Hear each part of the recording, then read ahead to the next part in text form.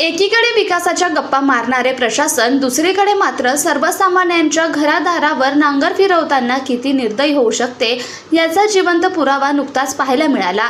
प्रांत अधिकाऱ्यांनी मोबदला देण्याचे दिलेले आश्वासन धाब्यावर बसवून पोलिसांच्या बळाचा वापर करत शिंदे कुटुंबासह हक्काचे घर जमीनदोस्त करण्यात आले।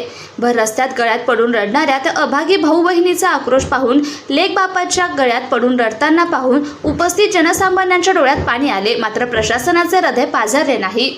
मिळालेल्या माहितीनुसार प्रांत अधिकाऱ्यांनी यापूर्वी शिंदे कुटुंबाला योग्य मोबदला देण्याचं आश्वासन दिलं होतं।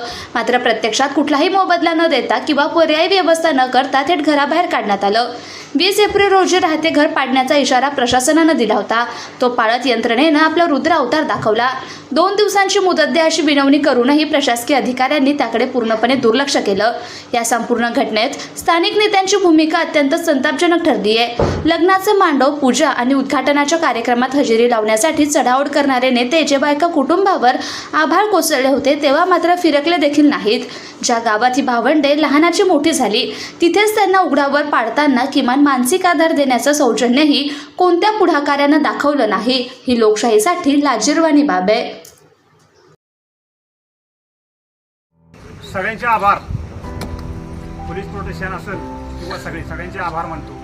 आणि आज मला म्हणजे बळजुबरीने घराच्या बाहेर काढलेलं आहे। शेजारी घरामध्ये सगळं मटेरियल तसंच आहे। माझ्या 14-15 गाया मी आता सोडून जातोय। हे पोलीस प्रोटेक्शन असेल किंवा हे जे कोण असतील प्रशासकीय, त्यांनी आज बसून याची जबाबदारी घ्यायची। उद्या काही जरी प्रॉब्लेम आला तरी मी त्यांना जबाबदारी त्यांच्यावर असल्यामुळं ती जबाबदारी त्यांनी स्वीकारायची। मी इथून आता कुठलं सामान येणार नाही, काय नाही। मी आता आहे असं घर सोडून चाललोय। जबरदस्ती केल्यामुळं मला कुठलाही पर्याय राहिलेला नाहीये। मी आता चाललोय। लोक कशी पूर्वीची जी मन होती की बाबा आम्ही काय खिंडी खाली जायचं का, तर आता आम्ही आता या खिंडीच्या दिशेने आता रवाना होतोय। तर सगळ्यांना बाय बाय, टाटा।